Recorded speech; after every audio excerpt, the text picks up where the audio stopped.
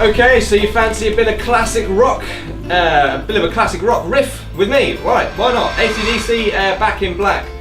I split this down into 3 parts: rhythm, lead 1, and then lead 2, because they're all slightly different. Let's start with the rhythm, which are just open position chords. If you're a beginner guitarist, you should be quite familiar with these, but the changes may be quite difficult because they move by quite quickly. So let's take it nice and slowly and learn ACDC. You're going to be doing 3 chords: E major, D major, A major. Now I recommend you only play the bass notes of each of the chords rather than full strums, because it never really quite sounds right.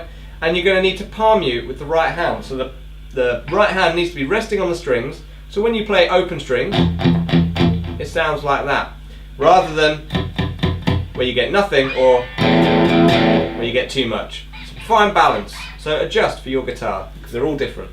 Then we're going to move through those chords. E, D, down, up, down on that, but on the lower strings. A, same strumming pattern, down, up, down. Focus on the low strings and you'll get that killer.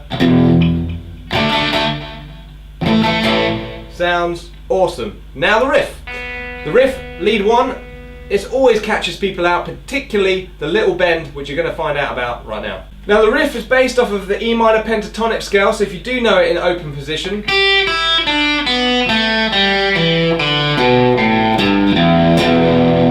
then you're already at an advantage. If you don't, it's well worth learning the E minor pentatonic scale in its first position there. Let's learn it in the context of the riff. You basically descend down the E minor pentatonic scale,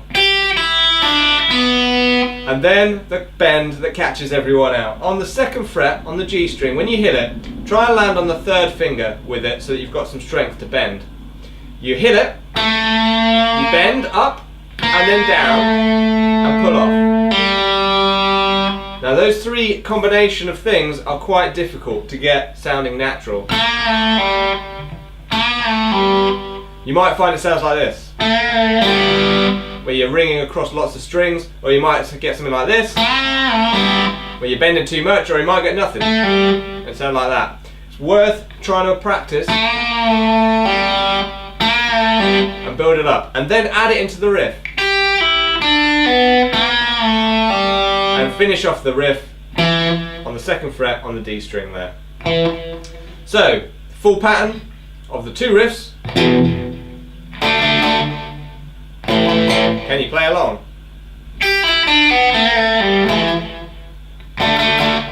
Now when you hit that 3rd on there, you should really try and play the full E chord. But if you don't hit the full E chord, it doesn't really matter. Just do the, and then you're onto the D.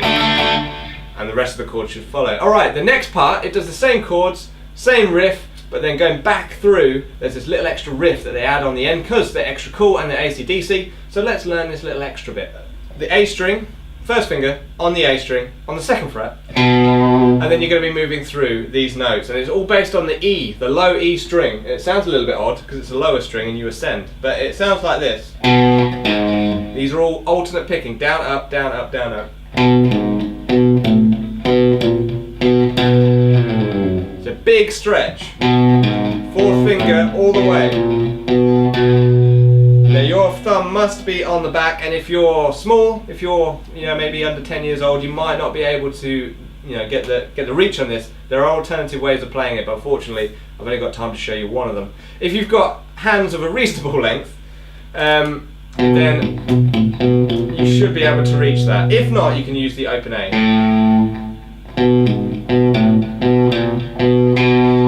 Because it's just the same note, rather than stretching.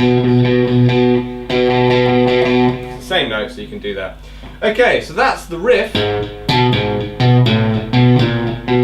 Slide down, and then you're into the riff. Okay, so let's play the whole riff together. If you learn all the sections individually, you should be able to play along with me. If not, work on individual sections. If you have any questions, you know the comment section's there, and I do read every single comment that people post. Alright, so let's start.